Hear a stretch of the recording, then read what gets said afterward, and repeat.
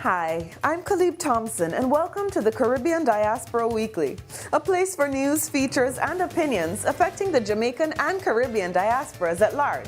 First, in this week's news roundup, Caribbean Airlines denied entry to U.S. Volcano power harnessed for energy. And VOIP's Kartel files defamation suit. in the expose, Chinese logistics, the positives and negatives of big Chinese investment in the Caribbean region. If you look at the growth of the Chinese economy, you'd realize that to sustain their rates of economic growth, they need to expand beyond their borders.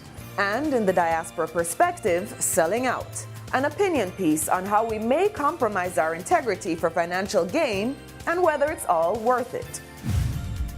When we fill our own coffers and watch those around us starving and unable to sustain themselves, when we knowingly keep our people at the level where they will remain low wage and low information and low potential, we call that selling out. Let's get started with the weekly news roundup.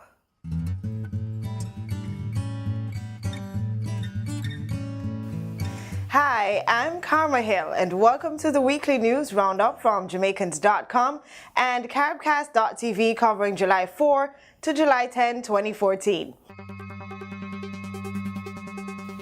Off the top, in Diaspora news, from Florida, a number of passengers on a Caribbean Airlines flight were left stranded at Kingston's Norman Manley International Airport after the plane traveling to Fort Lauderdale in Florida was denied landing privileges by the United States Border Patrol.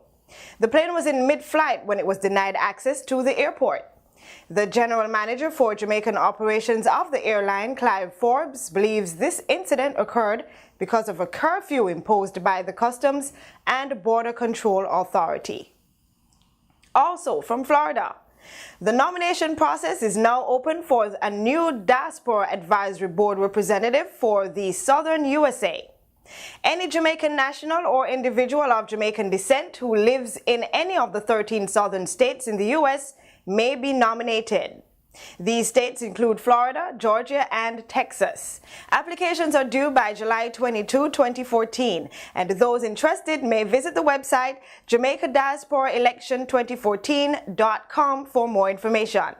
All nominations will be collected and distributed throughout the diaspora in the southern U.S. states.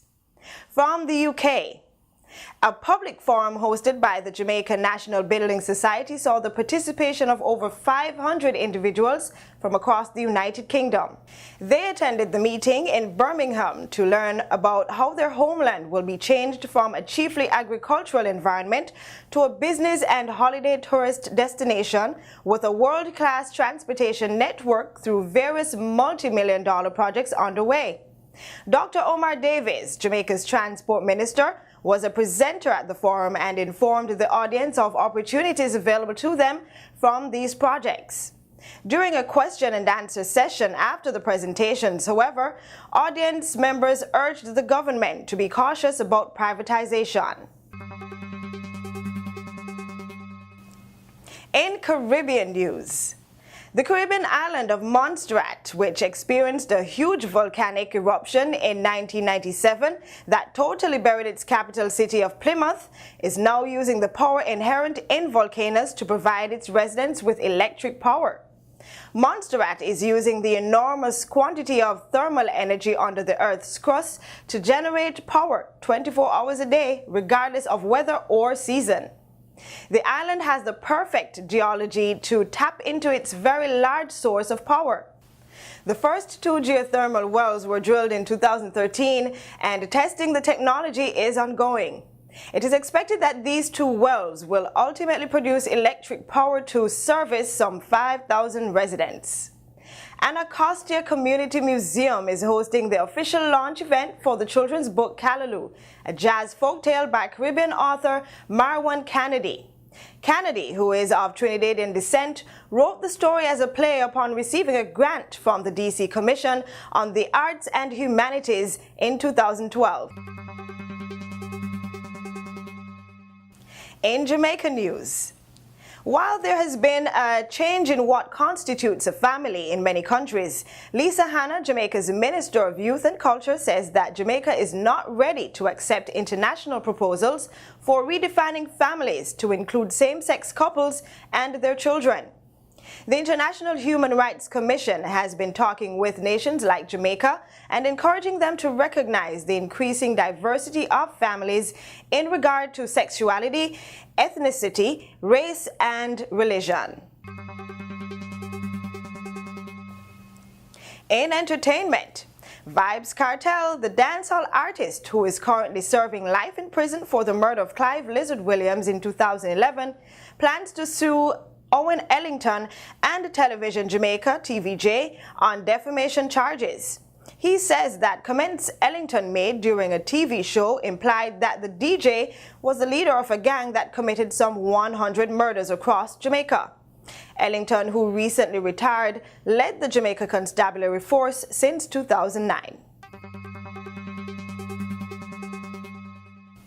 And in sports, in order to improve the squad aiming to compete at the 2014 Women's Caribbean Cup in August, Jamaica is looking for players with Jamaican heritage in nations as far away as England. The competition will take place in Trinidad and Tobago. Jamaica will be attempting to qualify for the 2015 Canada FIFA World Cup. And in business, VOIP operators, including Viber and Nimbus, are operating again in Jamaica after an investigation was launched by the Telecommunications Authority of Trinidad and Tobago, TATT. The operators had been banned from providing services in Jamaica by Digicel. TATT recommended that Digicel put plans to block the VOIP apps on hold during the investigation. When we come back, Jamaican Consul General Franz Hall helps us try to understand why our Caribbean governments are getting so wrapped up with the Chinese in this week's expose.